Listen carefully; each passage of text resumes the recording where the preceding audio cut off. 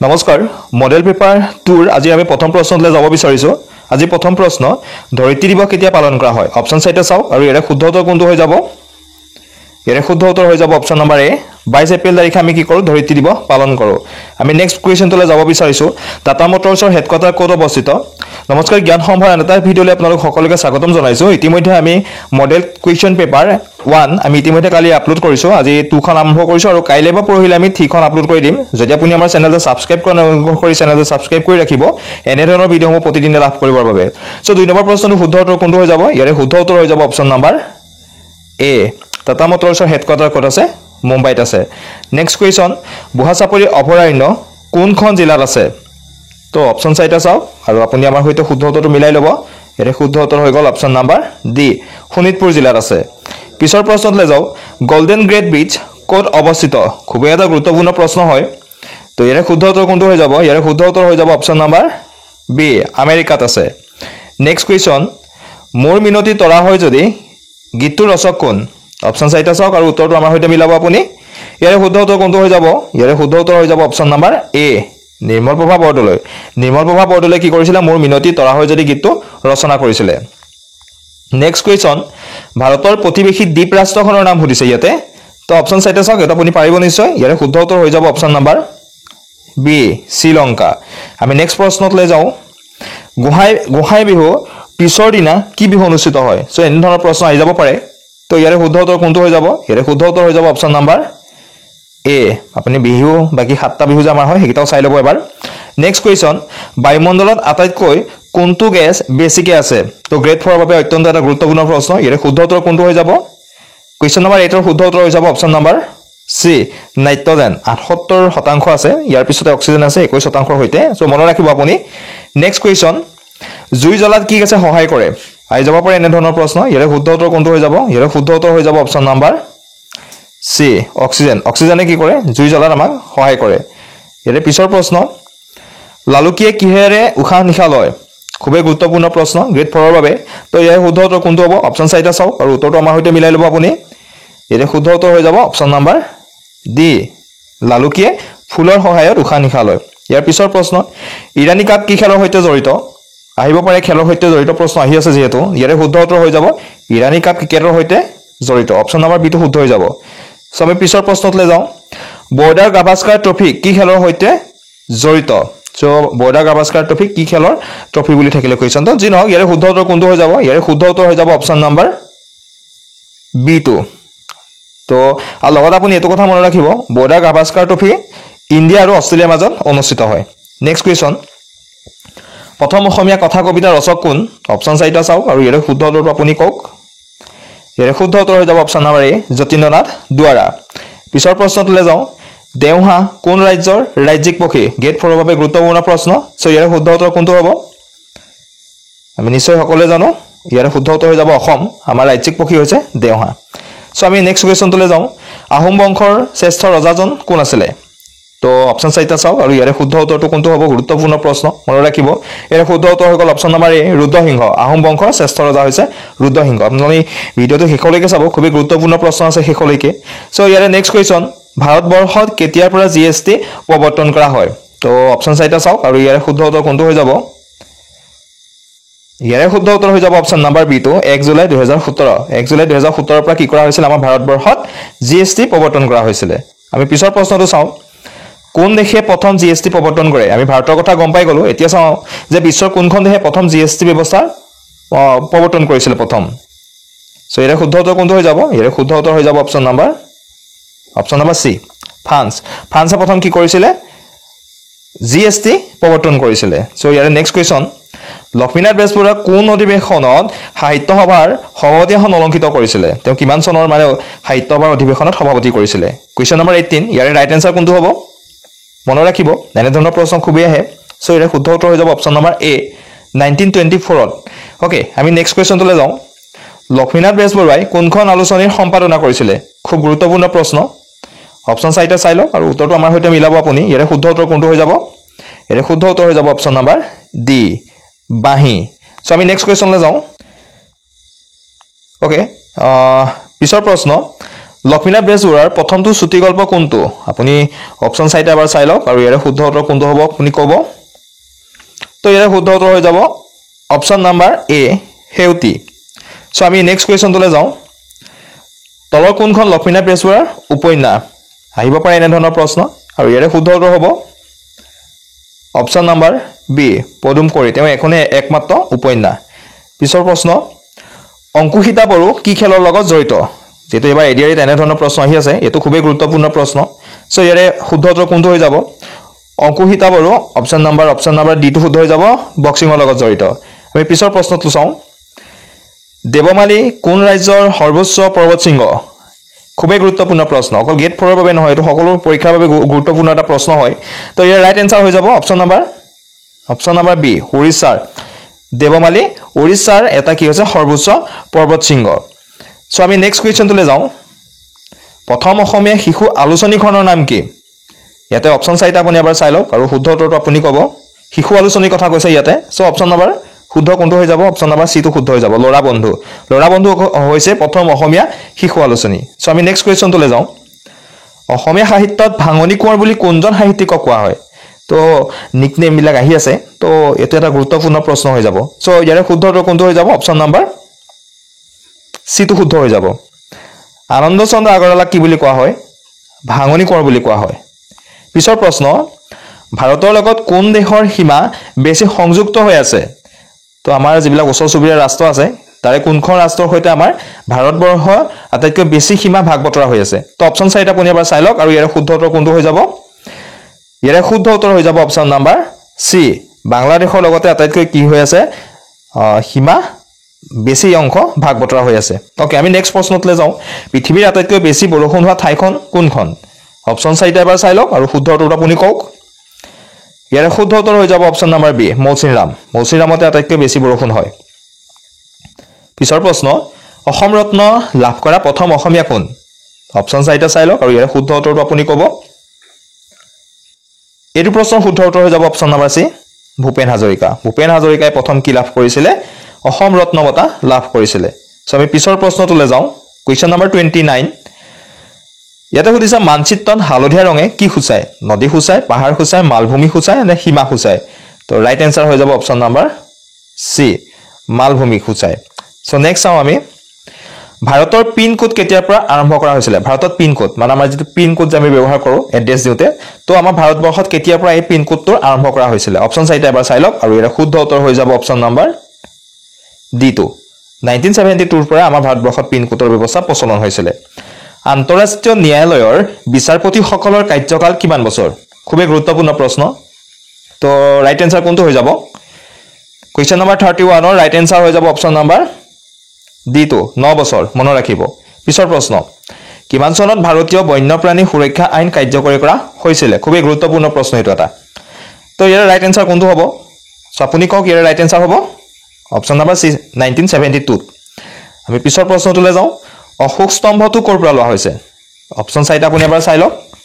তো ইয়াৰ right answer কোনটো হ'ব কুৱেশ্যন নাম্বাৰ 33 ৰাইট এনসাৰ হৈ যাব অপচন নাম্বাৰ বি টো হাৰনাথৰ পৰা লোৱা হৈছে পিছৰ প্ৰশ্নটোলৈকে আহিছো তলৰ কোনখন গ্ৰন্থ শংকৰদেৱৰ কীৰ্তন নামঘোষা নামমালিকা দধিমথন তো ইয়াৰ ৰাইট এনসাৰ কোনটো হৈ যাব ইয়াৰ ৰাইট এনসাৰ হৈ যাব অপচন নাম্বাৰ এ কীৰ্তনখন হৈছে শংকৰদেৱৰ নেক্সট চাওঁ গুণমালা গ্ৰন্থ কাৰ ৰচনা অপচন চাৰিটা আপুনি এবাৰ চাই লওক আৰু ৰাইট এনসাৰ কোনটো হৈ যাব ইয়াৰ ৰাইট এনসাৰ হৈ যাব অপচন নাম্বাৰ এ শংকৰদেৱৰ পিছৰ প্ৰশ্নটোলৈ আহিছো নোবেল বঁটা কেইটা ভাগত প্ৰদান কৰে মানে কেইটা শাখাত নোবেল বঁটা প্ৰদান কৰে তো ৰাইট এনসাৰ কোনটো হৈ যাব ৰাইট এনসাৰ হৈ যাব অপচন নাম্বাৰ ডি টো 6টা শাখাত তো 6টা ভাগত নোবেল বঁটা প্ৰদান কৰা হয় পিছৰ প্ৰশ্নটোলৈ আহিছো বিষ্ণুপ্ৰসাদ ৰাভাক কলাগুৰু উপাধিটো কোনে প্ৰদান কৰিছিলে অপচন চাৰিটা চাওক উত্তৰটো আপুনি আমাৰ সৈতে মিলাই ল'ব ইয়াৰে শুদ্ধ উত্তৰ হৈ যাব অপচন নাম্বাৰ ডি টো সৰ্বপল্লী ৰাধাকৃষ্ণন পিছৰ প্ৰশ্নটোলৈকে আহিছো যাদৱ পায়েঙে গঢ় দিয়া বনাঞ্চলখনৰ নাম কি হয় অপচন চাৰিটা চাওক আৰু ইয়াৰে শুদ্ধ উত্তৰটো আপুনি আমাৰ সৈতে মিলাওক ইয়াৰে শুদ্ধ উত্তৰ হৈ যাব অপচন নাম্বাৰ এ মলাই কাথনি বুলি কোৱা হয় তো আৰু আমি এটা কথাও জানো যাদৱ পায়েঙক কি বুলি কোৱা হয় অৰণ্য মানৱ বুলি কোৱা হয় হেতু কথা মনত ৰাখিব এছিয়াৰ আটাইতকৈ সৰু দেশ কোনখন অপচন নাম্বাৰ কিটা আপুনি এবাৰ চাওক কুৱেশ্যন নাম্বাৰ 39 ৰ শুদ্ধ উত্তৰ কোনটো হৈ যাব ইয়াৰে শুদ্ধ উত্তৰ হৈ যাব অপচন নাম্বাৰ ডি মালদ্বীপ হৈছে এছিয়াৰ আটাইতকৈ সৰু দেশ পিছৰ প্ৰশ্ন তলত কোনখন ৰীমা দাসে পৰিচালনা কৰা সিনেমা খুবেই গুৰুত্বপূৰ্ণ প্ৰশ্ন অপচন চাইটা আপুনি এবাৰ চাই লওক ইয়াৰে শুদ্ধ উত্তৰ হৈ যাব অপচন নাম্বাৰ বি টু লেছ ৰকষ্টাৰখন কোনে সম্পাদনা কৰিছিলে ৰীমা দাসে মনত ৰাখিব পিছৰ প্ৰশ্ন কপৌ ফুলক কিমান চনৰ ৰাজ্যিক ফুল হিচাপে ঘোষণা কৰা হৈছিলে অপচন চাইটা চাওক আৰু শুদ্ধ উত্তৰটো আপুনি ক'ব কুৱেশ্যন নম্বৰ 41 ইয়াৰে শুদ্ধ উত্তৰ হৈ যাব অপচন নাম্বাৰ সি 2003 চনত কি কৰা হৈছিলে কপৌ ফুলক আমাৰ ৰাজ্যিক ফুল হিচাপে স্বীকৃতি প্ৰদান কৰা হৈছিলে নেক্সট বন্দে মাতৰম গীতটো কোনে ৰচনা কৰা অপচন চাইটা চাই লওক আৰু শুদ্ধ উত্তৰটো আপুনি আমাৰ সৈতে মিলাই ল'ব আমি সকলোৱে জানো ইয়াৰে শুদ্ধ উত্তৰ হৈ যাব অপচন নাম্বাৰ ডি টু বংকিম চন্দ্ৰ চেটাৰ্জী পিছৰ প্ৰশ্ন হেজাৰী ভাওনা কোন ঠাইত অনুষ্ঠিত হয় খুবেই গুৰুত্বপূৰ্ণ প্ৰশ্ন এটো এটা তো ইয়াৰ ৰাইট আনসাৰ কোনটো হ'ব ইয়াৰে শুদ্ধ উত্তৰ হৈ যাব অপচন নাম্বাৰ বি হেজাৰী ভাওনা নগাঁৱত অনুষ্ঠিত হয় পিছৰ প্ৰশ্নলৈ আহিছো সাৰ্কৰ মুখ্য কাৰ্যালয় ক'ত অৱস্থিত গুৰুত্বপূৰ্ণ প্ৰশ্ন আপুনি অপচন চাইটা চাওক উত্তৰটো আমাৰ সৈতে মিলাই ল'ব ইয়াৰে শুদ্ধ উত্তৰ হৈ যাব অপচন নাম্বাৰ এ কাঠমাণ্ডু মনত ৰাখিব পিছৰ প্ৰশ্ন ভাৰতৰ উচ্চ সদনক কি বুলি কোৱা হয় তো আমি উচ্চ সদন নিম্ন সদন বুলি কওঁ যেটো উচ্চ সদনখনৰ আনটা নাম কি হয় তো ইয়াৰে ৰাইট আনসাৰ কোনটো হ'ব ইয়াৰে ৰাইট আনসাৰ হৈ যাব অপচন নাম্বাৰ ডি ৰাজ্যসভা কি বুলি কোৱা হয় ভাৰতবৰ্ষৰ উচ্চ সদন বুলি কোৱা হয় পিছৰ প্ৰশ্নটো আহিছো কোনজন কবিক অগ্নি কবি বুলি কোৱা হয় অপচন চাইটা চাওক শুদ্ধ উত্তৰটো আপুনি মিলাই চাব ইয়াৰে শুদ্ধ উত্তৰ হৈ যাব অপচন নাম্বাৰ এ কমলাকান্ত ভট্টাচাৰ্য পিছৰ প্ৰশ্ন হালুক সংশ্লেষণৰ সময়ত উদ্ভিদে কি গেছ এৰি দিয়ে অপচন চাইটা চাওক আৰু ইয়াৰে শুদ্ধ উত্তৰটো কওক ইয়াৰে শুদ্ধ উত্তৰ হৈ যাব অপচন নাম্বাৰ বি একেবাৰে সহজ প্ৰশ্ন আমাৰ কি হয় উদ্ভিদে আমাক কি এৰি দিয়ে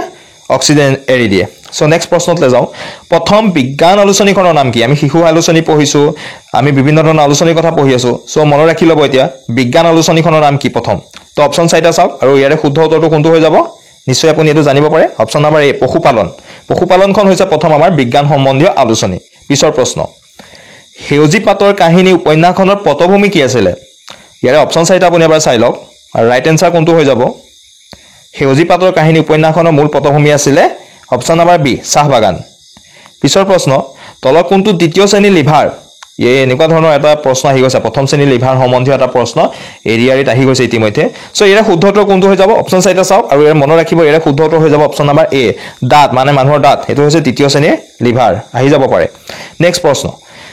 পোংগল উৎসৱ ক'ত পালন কৰা হয় অপচন চাইটা চাওক গেট ফৰৰ বাবে একদম উপযোগী প্ৰশ্নবিলাক তো ইয়াৰে ৰাইট আনসাৰ হৈ যাব অপচন নাম্বাৰ এ ওকে অপচন নাম্বাৰ এ তামিলনাডুত পোংগল উৎসৱ পালন কৰা হয় ভিডিওটো চাই যদি লাইক এটা কৰি দিব শেয়াৰ কৰি দিব আপুনি নেক্সট কোৱেশ্যনটো আহিছো তাৰাচিৰা বিহু কোনে পালন কৰে খুবেই গুৰুত্বপূৰ্ণ এইটো প্ৰশ্ন ইয়াৰে অপচনটো আপুনি চাই লওক আৰু শুদ্ধ উত্তৰটো আমাক কওক ইয়াৰে শুদ্ধ উত্তৰ হৈ যাব অপচন নাম্বাৰ বি ঠেঙাল কছাৰীসকলে কি পালন কৰে তাৰাচিৰা বিহু পালন কৰে নেক্সট চাওঁ আমি খেৰাই উৎসৱ কোনে পালন কৰে কুৱেশ্যন নম্বৰ 53 ইয়াৰে ৰাইট আনসাৰ কোনটো হৈ যাব খেৰাই উৎসৱ পালন কৰে আমাৰ বড়োসকলে মনত ৰাখিব নেক্সট প্ৰশ্নলৈ আহিছো ভেকুৱাম কালী নাও খেল কি উৎসৱৰ লগত জড়িত হয় সো এটা এটা নাও খেলৰ নাম হয় আৰু তলত কোনটো উৎসৱৰ লগত ইয়াৰ এটা মানে কি আছে সম্পৰ্ক আছে তো মনত ৰাখিব ইয়াৰে অপচন নাম্বাৰ কোনটো শুদ্ধ হৈ যাব 54 এৰ ৰাইট আনসাৰ হ'ব অপচন নাম্বাৰ ডি ওনামত কি কৰা হয় ভেকুৱাম কালী নামৰ এখন নাও খেল প্ৰতিযোগিতা অনুষ্ঠিত কৰা হয় একদম গুৰুত্বপূৰ্ণ প্ৰশ্ন আৰু মনত ৰাখিব পিছৰ প্ৰশ্ন ভাৰতৰ জাতীয় পতাকাখন কেতিয়া জাতীয় পতাকা হিচাপে স্বীকৃতি পাইছিল আপুনি অপচন চাইটা এবাৰ চাই লওক আৰু শুদ্ধ উত্তৰটো আমাক জনাব ইয়াৰে শুদ্ধ উত্তৰ হৈ যাব ওকে ইয়াৰে শুদ্ধ উত্তৰ অপচন নাম্বাৰ এ তবে পিছৰ প্ৰশ্নটোলৈ আহিছো লকটক হ্ৰদ ক'ত আছে অপচন চাইটা এবাৰ আপুনি চাই লওক আৰু ইয়াৰে শুদ্ধ উত্তৰ কোনটো হৈ যাব অপচন নাম্বাৰ বি লকটক হ্ৰদ আছে মণিপুৰত পিছৰ প্ৰশ্ন ইম্ফল কোন ৰাজ্যৰ ৰাজধানী তো আপুনি আমাৰ নৰ্থ ইষ্টৰ ৰাজ্যকেইখনৰ ৰাজধানীকেইখনো চাই যাব পৰীক্ষাত আহি যাব পাৰে এনে ধৰণৰ প্ৰশ্ন সো ইম্ফল কোন ৰাজ্যৰ ৰাজধানী ইয়াৰ অপচন নম্বৰ শুদ্ধ হৈ যাব এ তো মণিপুৰৰ ৰাজধানী হৈছে ইম্ফল পিছৰ প্ৰশ্ন আপাতনি কোন ৰাজ্যৰ জনগোষ্ঠী এনে ধৰণৰ প্ৰশ্ন খুবেই আহে তো আপাতনি এটা হৈছে জনগোষ্ঠীৰ নাম এতিয়া আমাক প্ৰশ্নটো দিছে আপাতনি কোনখন ৰাজ্যৰ এটা জনগোষ্ঠী হয় সো ইয়াৰ ৰাইট আনসাৰ কোনটো হৈ যাব ইয়াৰ ৰাইট আনসাৰ হৈ যাব অপচন নাম্বাৰ ডি অৰুণাচল প্ৰদেশৰ এটা জনগোষ্ঠী পিছৰ প্ৰশ্ন আন্তঃৰাষ্ট্ৰীয় যোগ দিৱস কেতিয়া পালন কৰা হয় কুৱেশ্যন নম্বৰ 59 ইয়াৰ ৰাইট এনসাৰ হৈ যাব অপচন নম্বৰ এ 21 জুন পিছৰ প্ৰশ্ন ভাৰতৰ ৰাজধানী কলকাতাৰ পৰা নতুন দিল্লীলৈ কেতিয়া অনা হৈছিল অপচন চাইটো চাওক আৰু শুদ্ধ উত্তৰটো আপুনি আমাৰ সৈতে মিলাই ল'ব ইয়াৰ শুদ্ধ উত্তৰ হৈ যাব অপচন নম্বৰ বি 1911 চনতে কলকাতাৰ পৰা নতুন দিল্লীলৈ কি কৰা হৈছিল আমাৰ ভাৰতৰ ৰাজধানী স্থানান্তৰিত কৰা হৈছিল ভাৰতৰ দীৰ্ঘতম ৰেল সুৰংগ ক'ত আছে অপচন চাইটো চাওক আৰু ইয়াৰ শুদ্ধ উত্তৰটো আপুনি দিব ইয়াৰ শুদ্ধ উত্তৰ হৈ যাব অপচন নম্বৰ ডি মাহৰত আছে ভাৰতৰ আটাইতকৈ দীৰ্ঘতম ৰেল সুৰংগটো পিছৰ প্ৰশ্ন কোন তাৰিখৰ পৰা ভাৰতীয় সংবিধানখন কাৰ্যকৰী হয় সো ইয়াৰ ৰাইট এনসাৰটো আপুনি দিয়ক ইয়াৰ ৰাইট এনসাৰ হৈ যাব অপচন নম্বৰ এ 26 জানুৱাৰী 1950 পিছৰ প্ৰশ্ন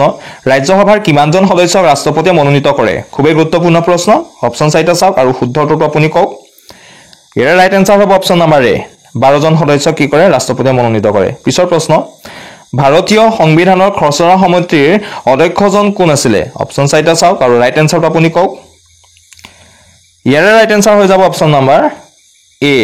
ডক্টৰ বি আৰ আম্বেদকাৰ তেওঁ হৈছে ভাৰতীয় সংবিধানৰ খচৰা সমিতিৰ অধ্যক্ষ পিছৰ প্ৰশ্ন ভাৰতীয় সংবিধানৰ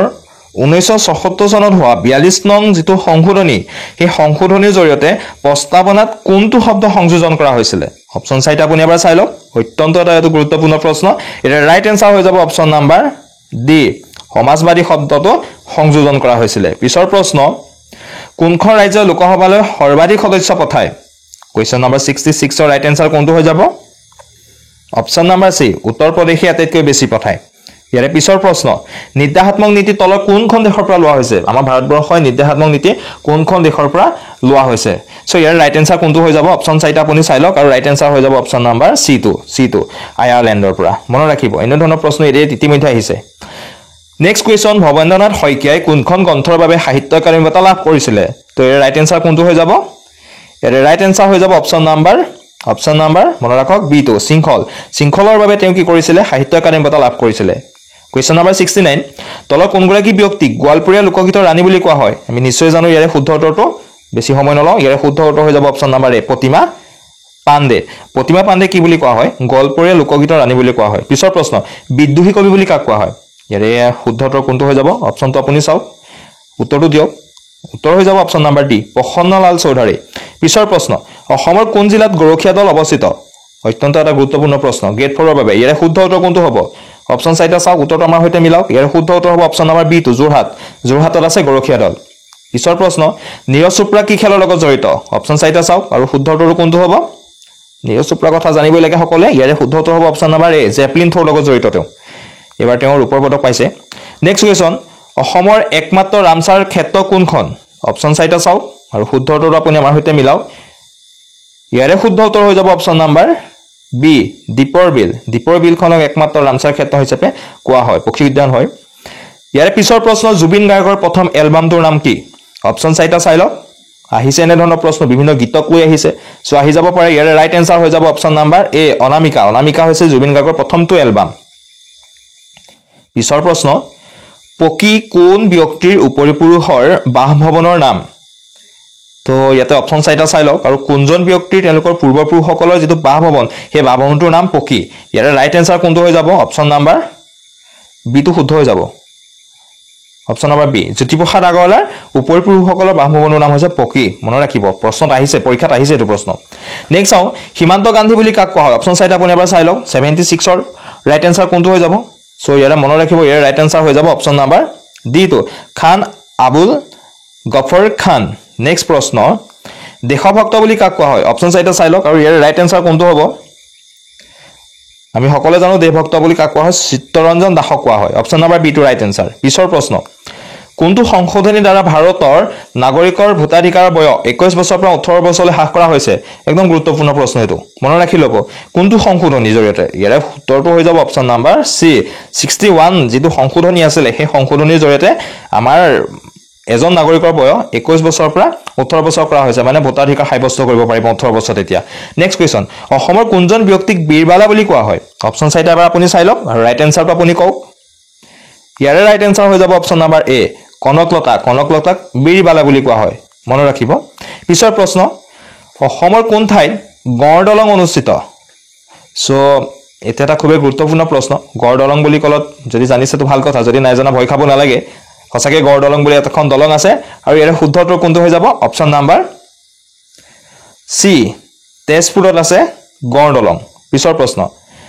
নাচুম কোন জনজাতিৰ অলংকাৰ হয় তো অলংকাৰৰ ওপৰত প্ৰশ্ন আহি যাব পাৰে খুব এটা গুৰুত্বপূৰ্ণ নাচুম সো ইয়াৰ ৰাইট এনসাৰ কোনটো হৈ যাব ইয়াৰ ৰাইট এনসাৰ হৈ যাব অপচন নাম্বাৰ বি মণিপুৰীসকলৰ এবিধ অলংকাৰ হৈছে নাচুম পিছৰ প্ৰশ্ন অসমে কোন দুখন ৰাষ্ট্ৰৰ সৈতে সীমা ভাগ বতৰা কৰে সো ইয়াৰ অপচন চাইটা চাওক আৰু উত্তৰটো আমাৰ সৈতে মিলাব